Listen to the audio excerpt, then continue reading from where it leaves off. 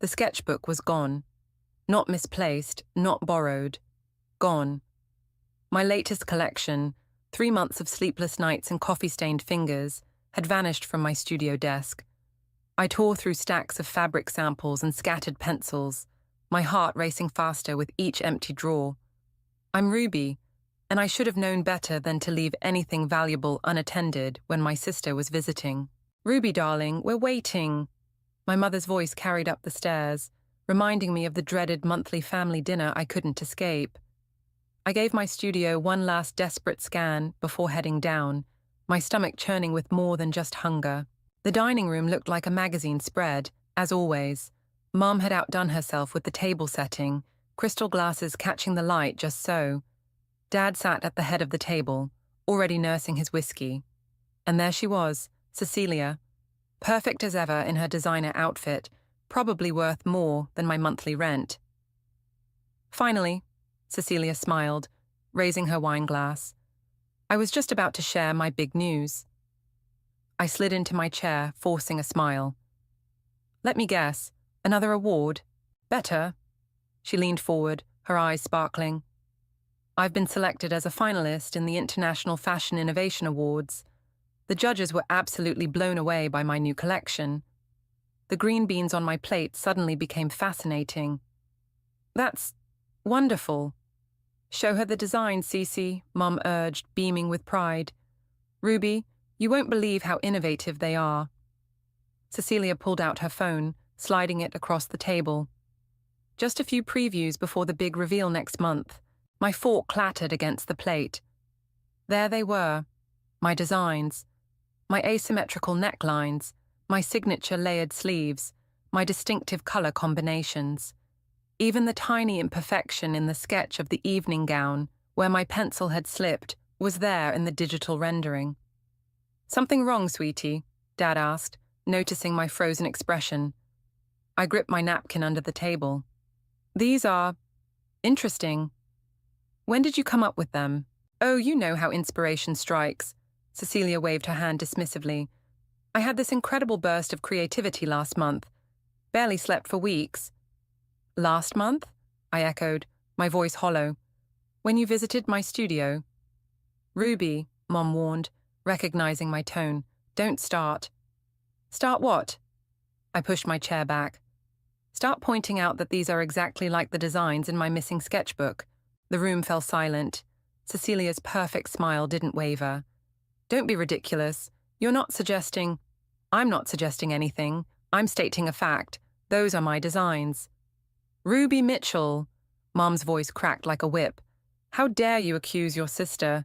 Cecilia has been recognized in Vogue. She's dressed celebrities. Why would she need to steal your hobby projects?" The word hobby hit like a slap. Dad cleared his throat uncomfortably. "Now, Sandra—" "No, Mom's right," Cecilia interjected smoothly. "This is probably just a coincidence. Great minds think alike, right, Rubes? Besides, these designs are far more refined than your usual work." I stood up, my chair scraping against the hardwood floor. "My usual work? You mean the designs you've been sneaking peeks at every time you visit? The ones you've been studying while pretending to support your little sister?" "Ruby, sit down," Dad pleaded. "Let's discuss this calmly." "There's nothing to discuss." I grabbed my purse. "Congratulations on the nomination, Cecilia. I hope the judges appreciate all your hard work." "My hard work." I stormed out, ignoring Mom's calls and Dad's attempts to mediate. The cool evening air hit my face as I rushed to my car, hands shaking as I fumbled with the keys. A tap on my window made me jump. Dad stood there, looking worried. I rolled it down reluctantly. "Princess," he said softly, using my childhood nickname. "Are you sure about this? It's a serious accusation." I met his eyes. "Remember when I was 7 and Cecilia took my art project to school? The one that won first prize? This is exactly the same, Dad. Only now, we're not talking about a grade school competition." He sighed, running a hand through his grey hair. "What are you going to do?" I started the engine, my resolve hardening. What I should have done 20 years ago, stand up for myself. As I drove away, I caught a glimpse of Cecilia, watching from the dining room window, her silhouette framed by warm light.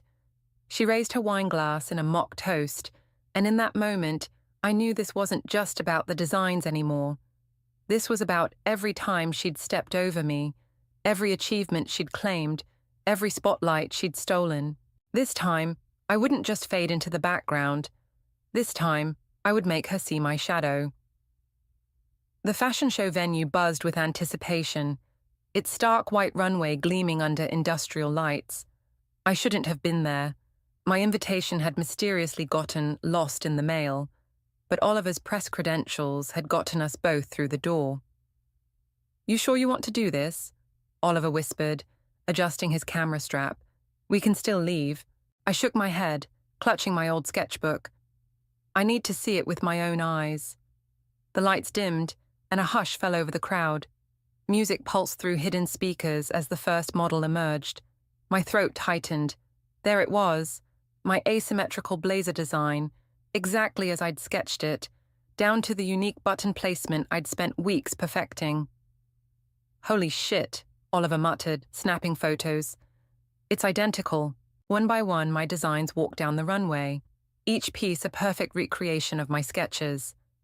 The crowd gasped and applauded at all the right moments, their enthusiasm like daggers to my heart. Then Cecilia appeared for her final bow, radiant in a white pantsuit. The audience rose in a standing ovation. "I think I'm going to be sick," I whispered to Oliver. He grabbed my arm. "Don't you dare leave." "Look, she's heading to the backstage reception. Now's your chance." I followed the crowd flowing toward the after-party, my sketchbook clutched to my chest like armor. Cecilia held court near the champagne table, surrounded by admirers and fashion critics. "The inspiration just came to me," she was saying, gesturing elegantly with her glass. "Sometimes the universe simply gifts you with a perfect collection." "The universe or your sister's studio?" I stepped forward, my voice carrying across the small crowd. Cecilia's smile flickered for just a moment. "Ruby, what a surprise. I didn't know you were coming." "Clearly." I opened my sketchbook, holding it up. "Want to explain how the universe managed to gift you my exact designs?" The circle of admirers shifted uncomfortably. A fashion blogger I recognized started recording with her phone. "Oh, darling." Cecilia laughed, but I caught the warning in her eyes. "You're not still on about that, are you? Perhaps we should discuss this privately." "Why privately? You seemed fine presenting my work publicly." She gripped my arm, her perfectly manicured nails digging in. "Stop making a scene." "Let go of me." I yanked away, causing her to stumble slightly. "Just admit it, Cecilia. Admit you stole my designs." "Security," she called out, her voice honey-sweet. "I'm so sorry, everyone. My sister's been having some difficulties lately. Professional jealousy can be so ugly." Two burly men in black suits approached. Oliver stepped between us, camera raised. "I've got the whole thing on video. Maybe we should all calm down." "Remove them both," Cecilia ordered, turning back to her guests. "As I was saying about my inspiration." The security guards escorted us toward the exit, but not before I saw several people in the crowd, looking between my open sketchbook and the designs on the nearby racks, whispering to each other. Outside, the cool night air did nothing to calm my rage. "Did you see that? She didn't even deny it." Oliver reviewed the photos on his camera. "We got some good shots of the designs next to your sketches, and that blogger was recording. This could go viral." "It's not enough." I paced the sidewalk, heels clicking against concrete. "She'll just say I copied her designs after the fact. Drew them tonight. She's got all the power, all the connections. Then we need better evidence." Oliver grabbed my shoulders, stopping my pacing. "Think, Ruby, when did she take the sketchbook? How did she get the designs digitized? There must be a paper trail." My mind raced. She visited my studio 3 weeks ago, right before the submission deadline. Said she wanted to catch up, see what I was working on. She insisted on treating me to lunch. "Giving her time alone in your studio," Oliver finished. "Security cameras." "In the building lobby, yes, and," I gasped, "my laptop. I always keep it logged, but Cecilia knows my password. It's our childhood cat's name. She's the one who helped me set it up years ago. Oliver grinned. Now we're talking. Computer logs, file creation dates, email trails. But how do we get it? She'll have covered her tracks by now. Leave that to me. He pulled out his phone. Remember Clara? From college? She's working as an investigative journalist now. This is exactly her kind of story. I watched him dial, hope rising in my chest. Through the venue's windows, I could see Cecilia still holding court, laughing and celebrating her stolen success. She caught my eye and raised her glass again, just like at dinner. Game on, sister, I whispered. Game on. Clara hadn't changed much since college. Same sharp eyes and no-nonsense attitude. She sat across from me in a quiet corner cafe, tapping her pen against a leather notebook. Let me get this straight, she said.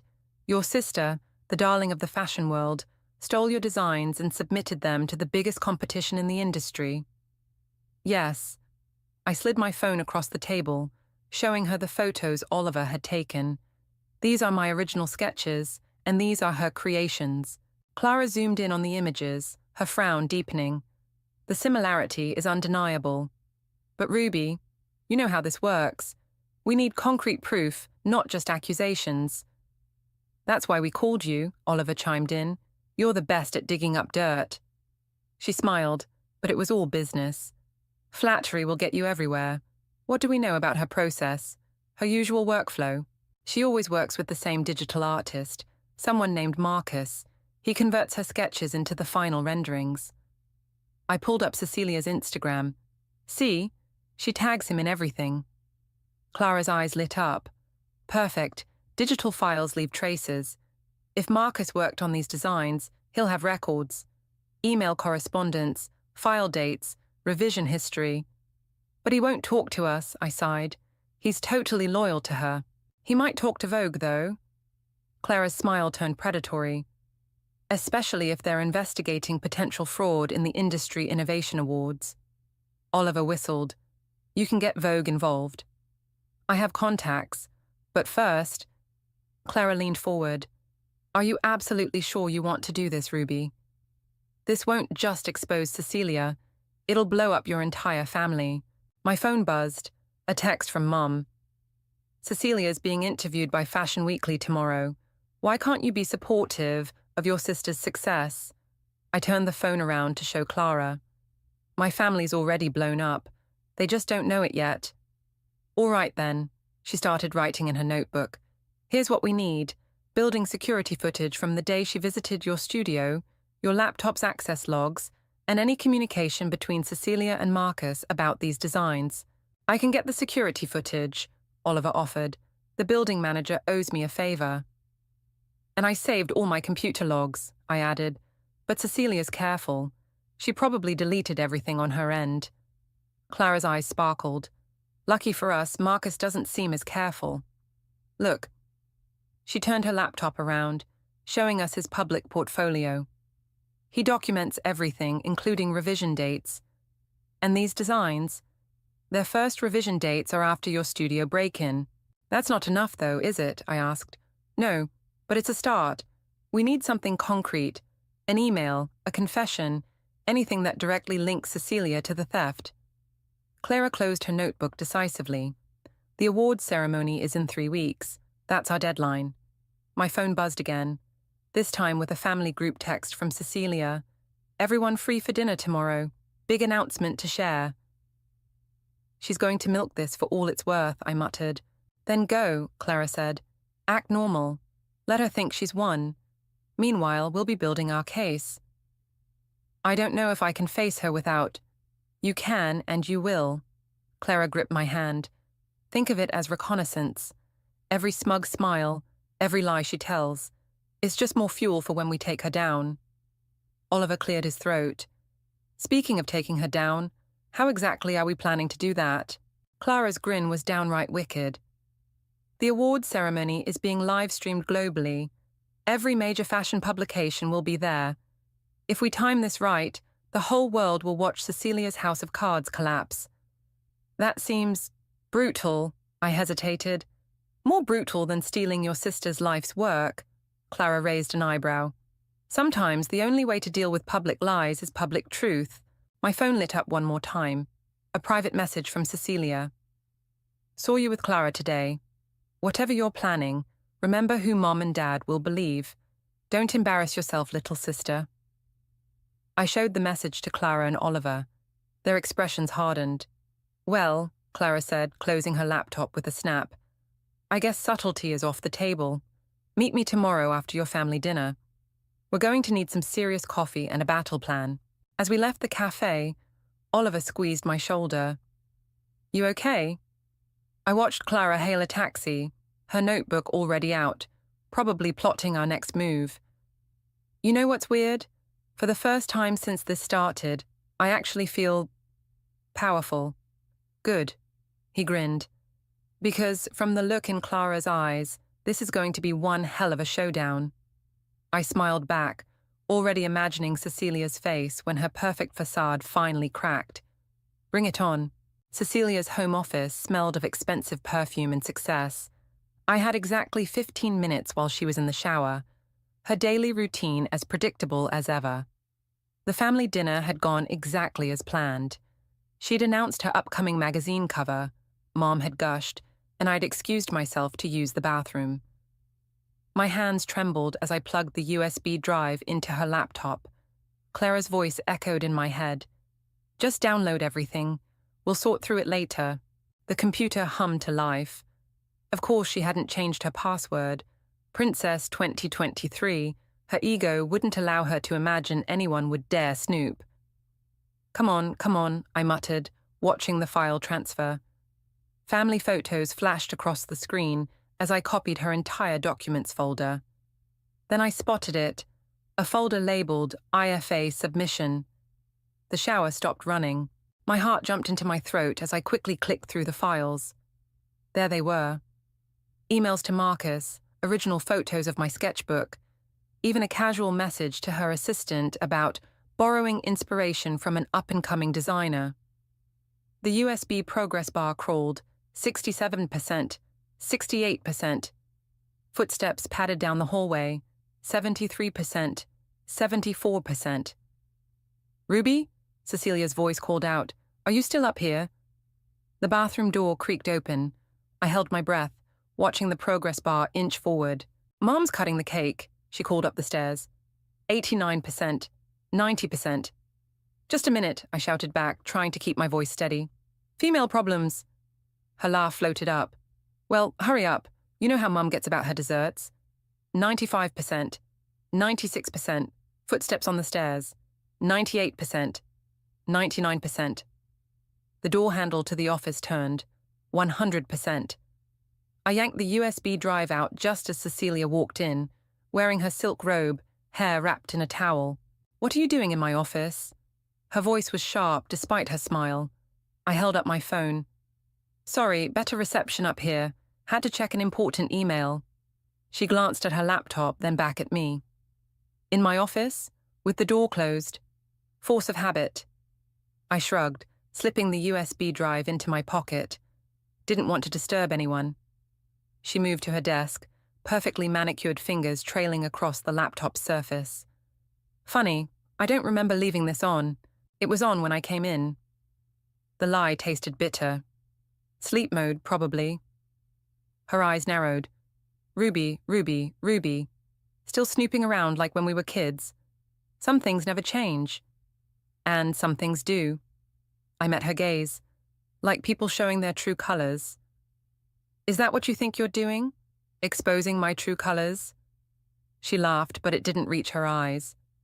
Let's go downstairs. Mom's waiting. In the dining room, Mom was already cutting her signature chocolate cake. There you are. Everything okay? Perfect, Cecilia chirped, taking her seat. Ruby was just admiring my office, telling me how inspired she is by my success. Mom beamed. See, I knew you'd come around, Ruby. Maybe your sister can give you some career advice. Actually, I set my fork down. I've been thinking about entering some design competitions myself. The silence was immediate. Dad looked up from his plate, sensing danger. Oh, honey. Mom's patronizing tone made my teeth clench. Don't you think you should focus on something more Stable? Cecilia's success is 1 in a million. More like 1 in 1, I muttered. What was that? Cecilia asked sweetly. I said, I have my own designs, my own vision. We know, dear. Mom patted my hand. Your little projects are very creative, but Cecilia has a real gift. You shouldn't compare yourself. Sandra, Dad warned, but Mum continued. Remember when you both took dance lessons? Cecilia was a natural, but you, she sighed. Some people are meant to shine, and others are meant to have their work stolen. The words burst out before I could stop them. Mum's fork clattered against her plate. Not this again. Yes, this again. I stood up, pulling out my phone. Look at these designs. Really look at them. The ones Cecilia's being celebrated for. They're mine, every single one. Ruby, Cecilia's voice held a warning. You're embarrassing yourself. No, you're embarrassing yourself. I turned to Mom. Your perfect daughter is a fraud, and I can prove it. Mom's face flushed red. Get out of this house right now. Gladly. I grabbed my purse, hands shaking. But remember this moment, Mom. Remember how quickly you dismissed me. Again. As I stormed out, I heard Dad calling my name, but I didn't stop. My phone buzzed. A text from Clara. Got the security footage. Meet now. I started my car, glancing back at the house. Through the window, I could see Mom hugging Cecilia, who was playing the part of the wounded sister perfectly. On my way, I texted back, and Clara, I got something better than footage. I got proof. This is dynamite. Clara scrolled through the files, her eyes wide. The timestamps, the emails, the original photos. She didn't even try to hide it. We were huddled in Oliver's apartment, takeout containers scattered across his coffee table. The USB drive's contents displayed on his large monitor, revealing Cecilia's digital trail of deception. She never thought anyone would look, Oliver said, pointing to an email thread. Look at this. She literally told Marcus to clean up the original sketches and remove my sister's signature. My phone buzzed again, Dad calling for the 5th time. I declined it. You should talk to him, Oliver suggested gently. Not now. I leaned forward, watching Clara organize the evidence into folders. What's our next move? Clara's fingers flew across the keyboard. We release this strategically. First, we approach Marcus with what we have. He'll have to choose between protecting Cecilia and saving his own reputation. And if he chooses Cecilia, then we go nuclear. She smiled grimly. But he won't. These files show he knew they were stolen designs. No client is worth career suicide. My phone lit up again. This time a text from Dad. Please call me, we need to talk. I'll be right back, I muttered, stepping onto Oliver's balcony. Dad answered on the first ring. Princess, what's going on? You know what's going on.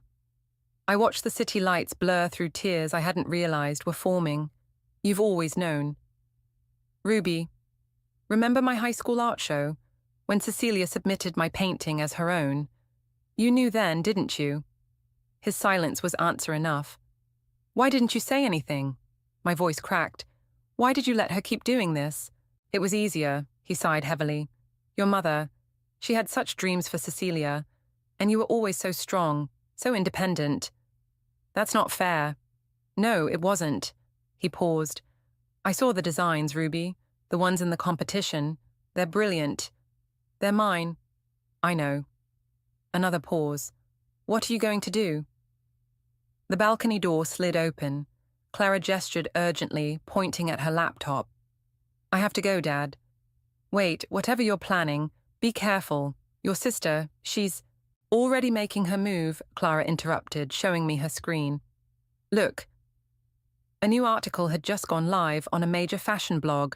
Rising star, Cecilia addresses plagiarism claims. My troubled sister's jealousy has gone too far. She's trying to get ahead of the story, Oliver said, reading over my shoulder, painting you as the unstable, envious sister. My hands clenched into fists. Dad, I'll call you back. Ruby, please. I hung up, scanning the article. Cecilia had crafted her narrative perfectly.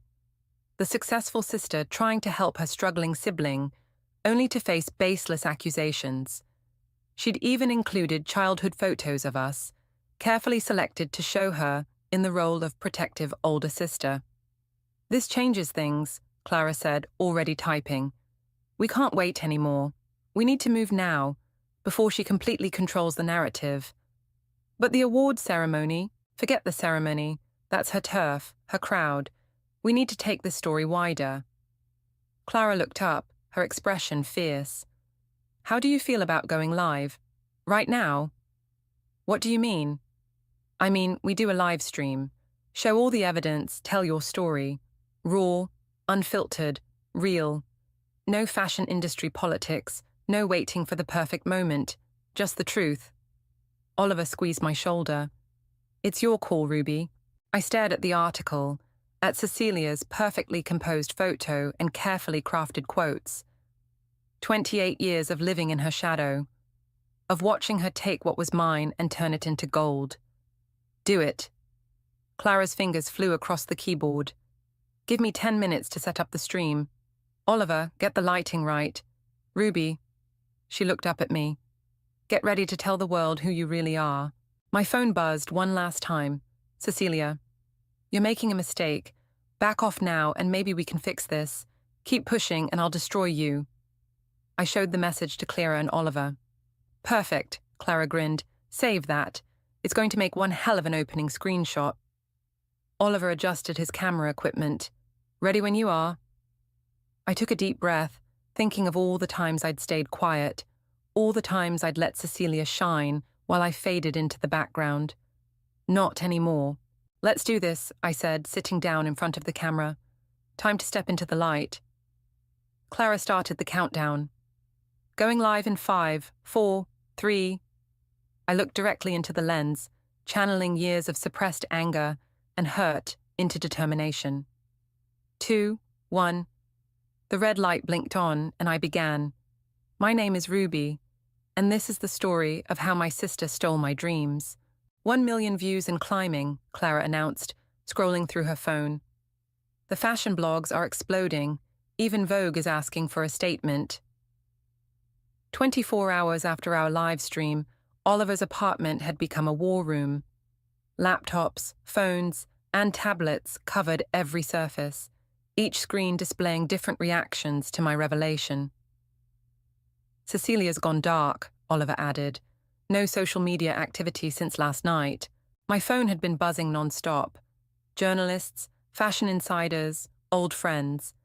I ignored them all, focusing on the one message that mattered. "Meet me at Dad's workshop, please." "Dad." "I have to go." I stood up, grabbing my jacket. Clara caught my arm. "Wait, Marcus just emailed. He wants to talk." "Forward it to me. I'll read it later." "Ruby," she pressed. "He's offering to confirm everything. Says he has original files with your signatures, dates that prove the timeline. This could be the final nail in the coffin." "Let it wait." I headed for the door. "Some things are more important."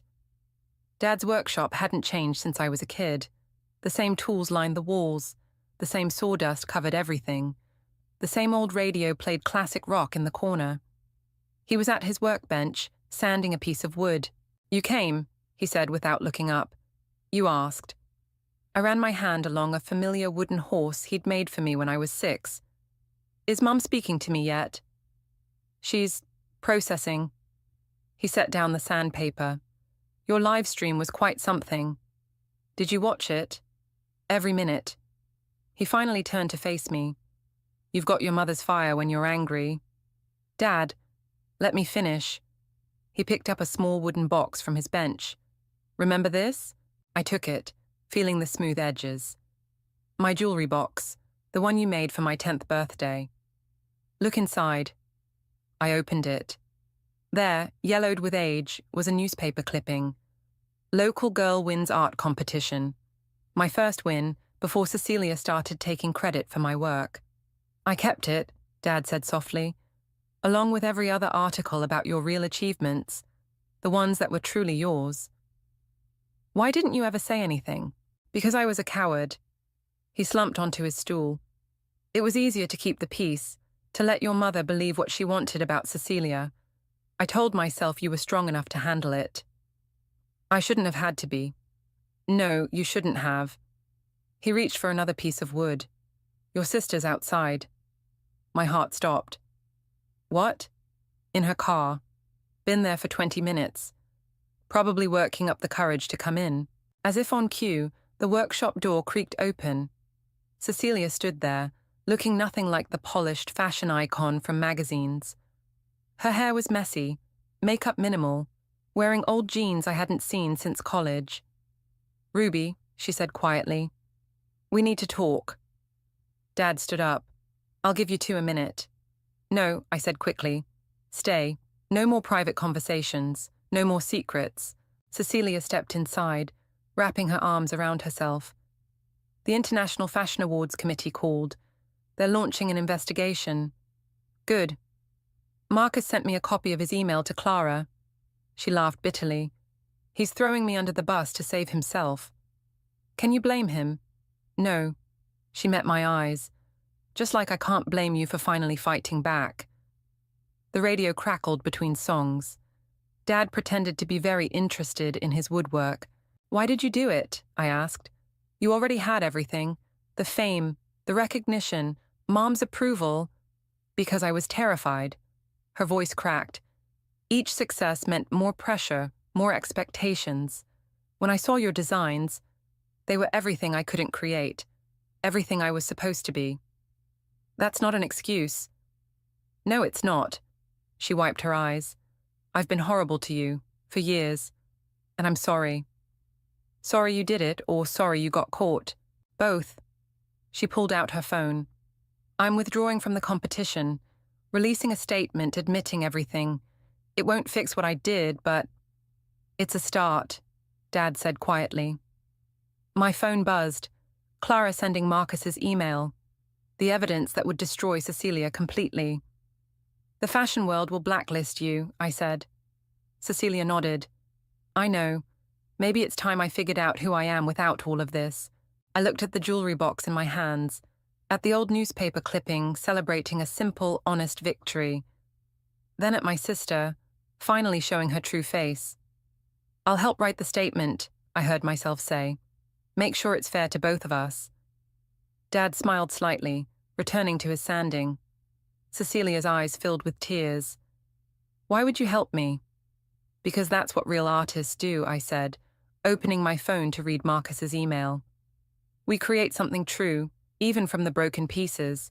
The International Fashion Awards ceremony buzzed with nervous energy. Despite withdrawing from the competition, Cecilia had been required to attend the ceremony to formally address the controversy. I stood backstage, watching the monitors as the event organizer approached the podium. "You don't have to do this," Oliver whispered, adjusting my dress, one of my own designs, finally wearing my name. "Yes, I do." I squeezed his hand. "For both of us." Clara appeared, tablet in hand. "Social media's going crazy.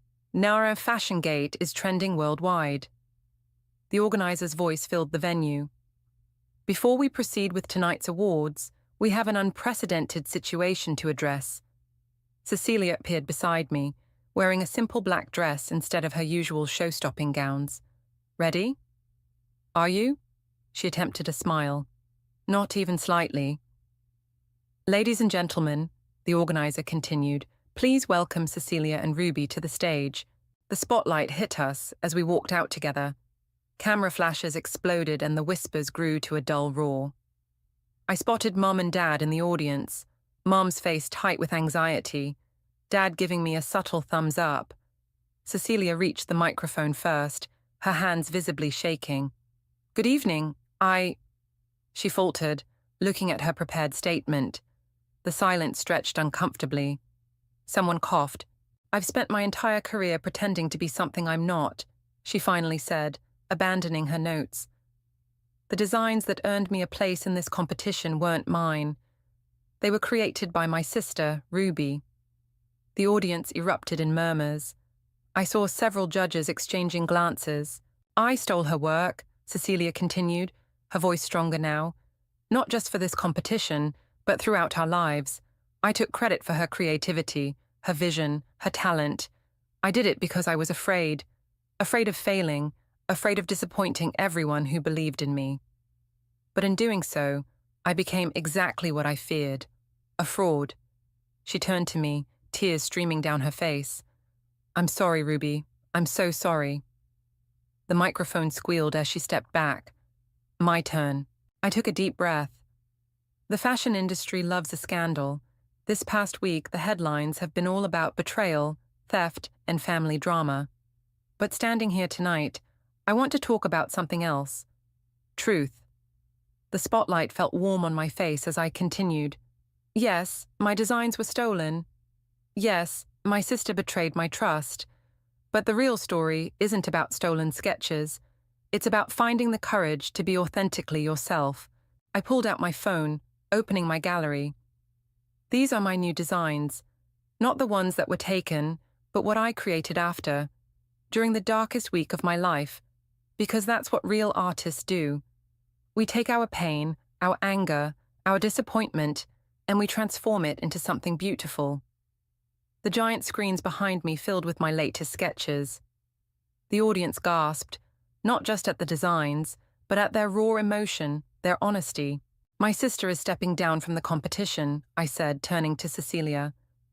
"But I'm stepping up, not as someone's shadow, not as the wronged party in a scandal, but as myself, as Ruby, the designer I was always meant to be." The silence that followed felt electric. Then, somewhere in the back, someone started clapping. The applause spread like wildfire until the entire venue was on their feet. Through my tears, I saw Mom standing up, really seeing me for the first time. Dad was beaming. Clara and Oliver were cheering from backstage.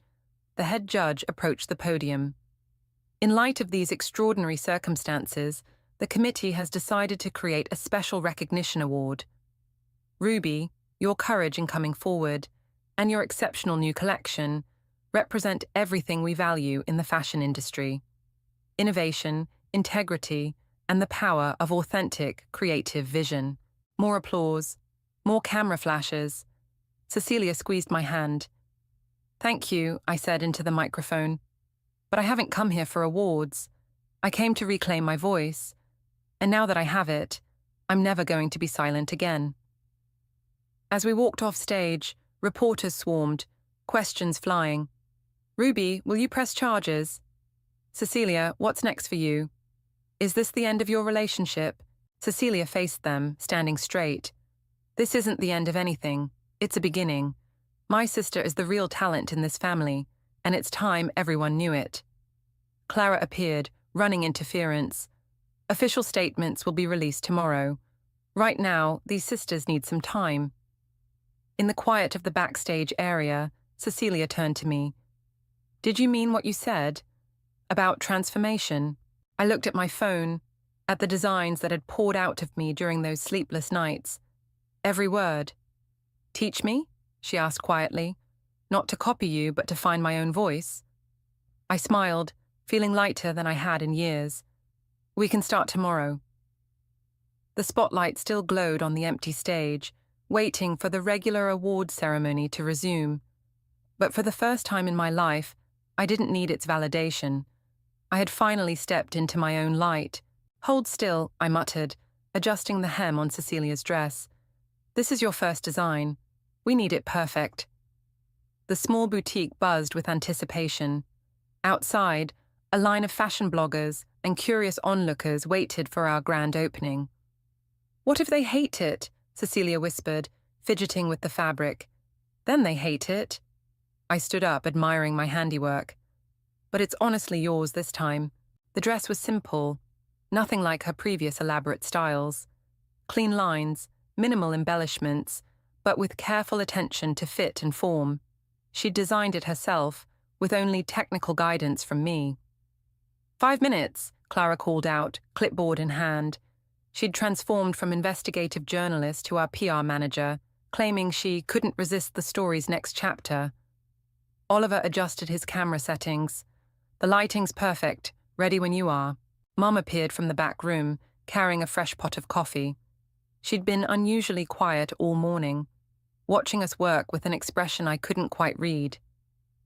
"Ruby," she said softly, "could we have a moment?" Cecilia squeezed my hand before heading to check the display window. I followed Mom to the small office. "I've been thinking about your childhood art classes," she began, setting down the coffee pot. "How you'd spend hours getting every detail right, while Cecilia would rush through to show me the finished product." "Mum, we don't have to. Please." She held up her hand. I was so focused on the end result, I never saw the process, never appreciated the dedication it took to create something real. She pulled out an old magazine, my first cover story after the award ceremony. "I'm sorry it took me so long to see you." The door chimed as Dad walked in, carrying a wooden sign. "Where do you want this?" I read the hand-carved letters, Mitchell Sisters Design Studio. "Sisters?" I looked at Cecilia, who'd appeared in the doorway. She shrugged. "If you'll have me. As a real partner this time." "The press will eat this up," Clara interjected, already typing on her phone. "Redemption story meets family reconciliation." "It's not about the press," Cecilia said firmly.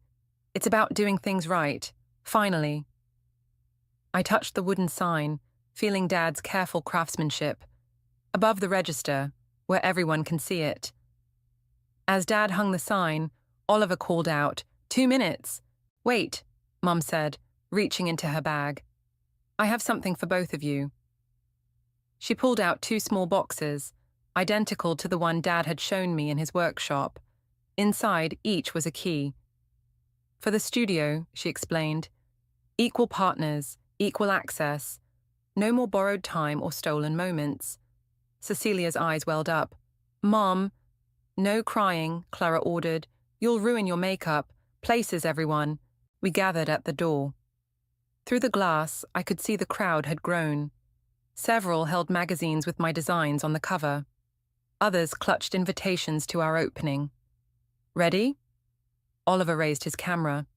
I looked at Cecilia, remembering all the times I'd stood in her shadow.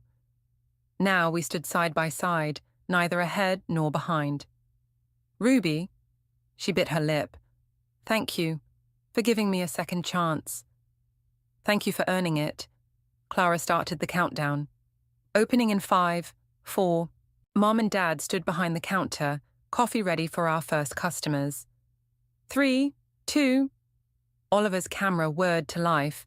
1. I unlocked the door, the bell chiming bright and clear.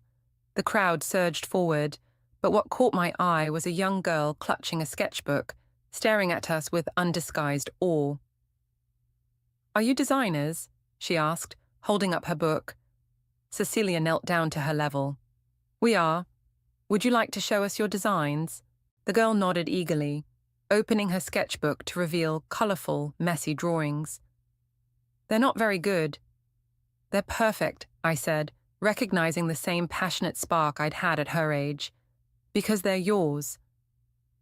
As the shop filled with people, I watched Cecilia patiently discussing design principles with the young artist. Clara orchestrated interviews, Oliver captured candid moments, and our parents served coffee to fascinated fashion critics. The wooden sign caught the morning light, casting 2 shadows that finally, perfectly, matched. "Hey," Cecilia called out, waving me over. "This young designer has some ideas you need to see." I joined them at the counter, picking up a pencil as the girl excitedly explained her vision. This was what creation should feel like. Open, honest, shared. The bell kept chiming as more people entered, but we stayed focused on the sketchbook before us, 3 artists building something new together.